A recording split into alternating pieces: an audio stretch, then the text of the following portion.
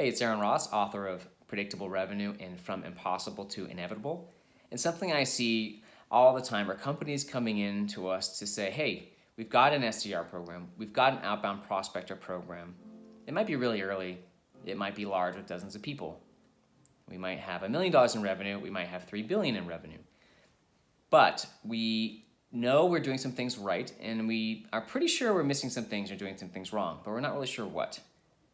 So can you come in and spend some time to help us identify the places that we need to focus on to fix? So once you have that clarity, right, because there should be 1,000 things you could be doing or should be doing, but what are those 3 things that are the most important to do now, step 1 or this quarter or this month, that can make the biggest impact on next year? So that's what we love to do. And we can even start with an hour on the phone just to see, it would come like big dumb differences, or like sort of the obvious problems that would be needed to fix first. So commonly everyone struggles with, is Salesforce.com set up the right way? Usually not. Are our metrics the right ones? Are we missing any key metrics? Usually. How's our messaging? Or we know our messaging isn't, like we're concerned about it. Okay, probably rightfully. Do we have the right people? Do I have the right manager? Do we have the right expectations?